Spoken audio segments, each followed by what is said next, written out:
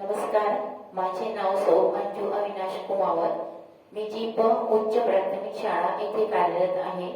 माझे लेख यूट्यूबवर प्रसिद्ध करत आहे. माझे यूट्यूबचे नाव आहे आनंददायी उपक्रम. तुम्हाला जर यावरील लेख आवडले तर निश्चितच लाईक आणि सबस्क्राईब करा. माझा आजचा विषय आहे महात्मा गांधीजींच्या स्वप्नातील भारत.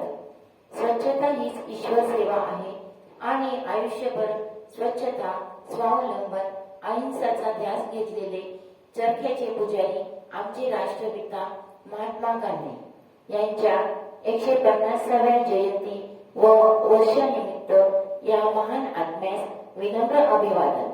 स्वच्छतेबाबत महात्मा गांधी म्हणत, भगवत प्रेमानंतर प्रत्येक माणसाला स्वच्छतेबद्दल प्रेम असायला हवे.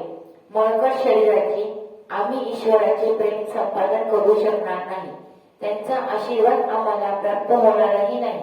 संपूर्ण गाव, शहर जर घाणेरडे असेल तर शरीर कुठं स्वच्छ होणार? आम्ही त्या प्रित्यर्थ स्वच्छता हीच सेवा पंधरवडा साजरा करीत आहोत. मोहनदास करमचंद गांधी ते राष्ट्रपिता महात्मा गांधी, त्यांचा हा प्रेरणादायी प्रत्येक भारतीयाला अभिमानास्पद आदर्शशाही प्रवास, त्यांचे विचार आम्हास नेहमीच ध्येय गाठण्यास मदत करतील. जाणून घेऊया बापूंबद्दल.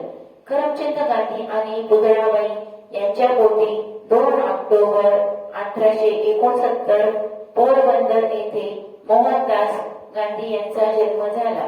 लहानपणी मोहनदास मंदबुद्धी होते. त्यांची स्मरणशक्ती बेताचीच होती.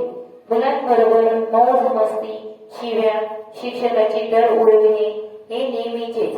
मात्र राजकोटला वडिलांची बदली झाल्याने तेथे शाळेत नाव घातले. एक सामान्य विद्यार्थी बिनचूक राहिले. राजकोटला एक बिरस्त मुलगा, कोणाशी मैत्री नाही, कोणाशी बरोबर बोलणे नाही, कोणाची कॉपीही करत नसत. इथे मात्र शिक्षकांविषयी नेहमीच आदर ठेवली. सामान्यपणे शाळेच्या पुस्तकांव्यतिरिक्त इतर वाचन करीत नसे. मात्र त्यांच्या वडिलांनी आणलेले श्रवण पितृभक्ती नाटक त्यांनी वाचले. त्या पुस्तकाचा आणि काचीतून डब्यात चित्रपट दाखविण्याचे त्यांच्या चित्रपटाचा त्यांच्या मनावर खूप परिणाम झाला. त्यांनाही श्रवणासारखे आई वडिलांना फिरवावे असे वाटे. त्याच वेळी हरिश्चंद्राचे नाटक त्यांच्या पाहण्यात आले आणि सर्वांनीच हरिश्चंद्रासारखे सत्यवादी का होऊ नये हाच विचार त्यांच्या मनात बोलत असे. हरिश्चंद्राचे दुःख पाहून ते कित्येक वेळा रडले. मोठेपणी ही दोन्ही नाटके त्यांना रडवीत असत. लहानपणापासून ते सत्यवादीचा धडा शिकले. वयाच्या 13व्या वर्षी झालेल्या लग्नाची मोठेपणी त्यांना नेहमी कीव वाटत असे. कारण 13व्या वर्षी लग्न हेच बुद्धीला पटत नव्हते. परंतु त्यांच्या मधल्या भावाचे, चुलत भावाचे आणि मोहनचे लग्न एकाच मंडपात खर्च वाचविण्याकरिता तसेच वृद्धांच्या डोळ्यात देखत लग्नाचा सोहळा व्हावा म्हणून लग्न झाले. मात्र एकमेकांशी काय कैसे बोलावे हे कळेना. एकमेकांना भीत असत. दोघे एकाच वयाची होती. एक पत्नीवत राहिले. त्यांनी पत्नी कस्तुरबा निरक्षर होत्या.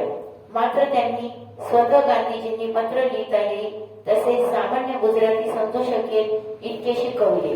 गांधीजी 18व्या वर्षीच विलायतला गेले.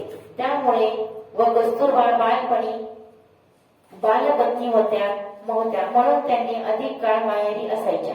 विलायतून आल्यावर राजकोट ते मुंबई अपडाऊन करायचे. नंतर दक्षिण आफ्रिकेला गेले.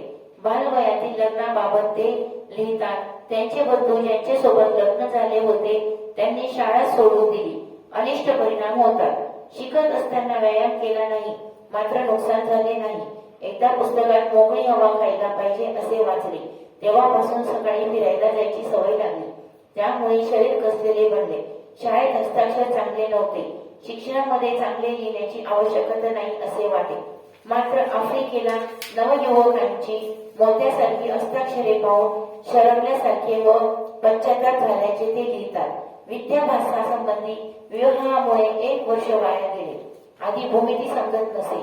त्यावर भर दिल्यानंतर भूमितीपेक्षाही त्यांना संस्कृत कठीण व त्रासदायक वाटायला लागले.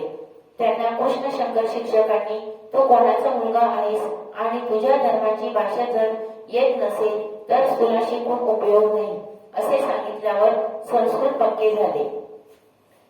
एका मित्राने सांगितले की शिक्षक मांसाहार व मद्यपान करतात, इतर सद्गृहस्थही मांसाहार करतात.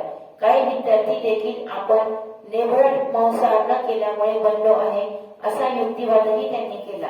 आणि खाऊन तर पहा किती बळ येते असे कित्येक वेळा सांगितल्यावर लांब उंच उडीतील पराक्रम पाहून त्यांची शक्ती पाहून मलाही अभिमान व्हावेसे वाटत होते. मात्र आई वडील धर्मनिष्ठ देवळात रोज जायचे. तसेच मांसाहार बाबत घृणा तिरस्कार हे संस्कार असल्याने एके दिवशी मित्राने डाव साधला आणि कधी न पाहिलेली वस्तू खायला घेतली. ती सांगण्यासारखी वाटली, खाणे अशक्य झाले आणि ओकाळी आली. त्या रात्री झोप आली नाही, तरी देखील मित्राने हार मानली नाही. त्याने वेगळ्या पद्धतीने माल मसाला लावून दर्प झाकून टाकून पावाऐवजी रोटी बरोबर दिले आणि त्याची चटक लावली. तो स्वतः पैसे खर्च करून हे सर्व करीत असे. माता पित्यांना फसविणे हे मांस न खाण्यापेक्षाही खराब आहे. त्यांच्या मृत्यूनंतर भाऊ असे ठरवून आतल्या प्रेरणेने मांसाहार सोडला. मित्रामुळे विडी पिण्याची ही चटक लागली. पैसे नसल्यामुळे आणि वडिलांवर निर्भर यामुळे आत्महत्या करण्याचा बेत आखला. धोत्र्याच्या बियांनी मृत्यू येतो असे ऐकले होते. 4-2 बिया खाल्ल्या, मात्र हिंमत झाली. आत्महत्येचा तसेच विड्या पाण्याची ही सवय सुटली.